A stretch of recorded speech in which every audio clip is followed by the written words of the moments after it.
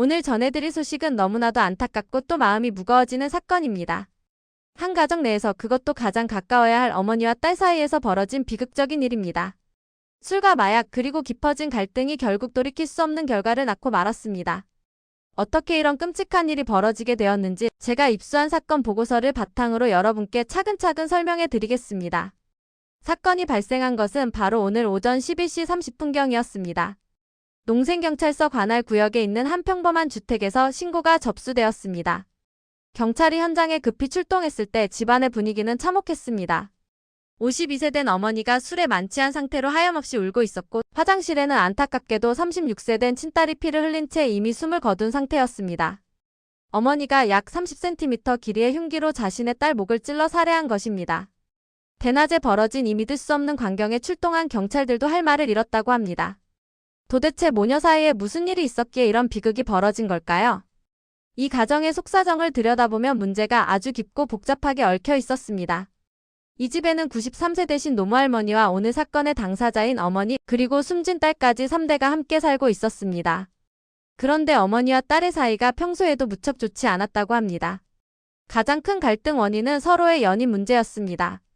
딸은 어머니가 만나는 남자친구가 마음에 들지 않는다며 집에서 쫓아냈었고 반대로 어머니는 딸의 남자친구가 마약 전과가 있다는 사실을 알고는 당장 헤어져라며 강요해왔습니다. 서로가 서로의 사생활을 인정하지 못하고 부딪혔던 겁니다. 더 충격적인 사실은 이 갈등 속에 술과 마약이 깊숙이 개입되어 있었다는 점입니다. 평소 딸이 어머니에게 마약을 권유하기도 했다는 진술이 나왔고 실제로 사건 직후 어머니에 대한 마약 검사에서 양성 반응이 나왔습니다. 술과 마약이 이들 모녀의 이성을 마비시키고 있었던 것입니다. 사건의 직접적인 발단은 어제 저녁부터 시작되었습니다. 딸이 어머니가 그토록 싫어하는 마약 전과가 있는 남자친구를 몰래 집으로 데려와 재운 사실을 어머니가 알게 되었습니다.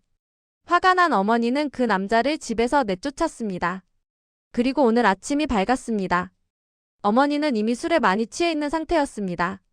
그때 딸이 씻으려고 화장실로 향했고 술 취한 어머니는 딸을 붙잡고 어젯밤 일로 다시 언성을 높이며 다투기 시작했습니다.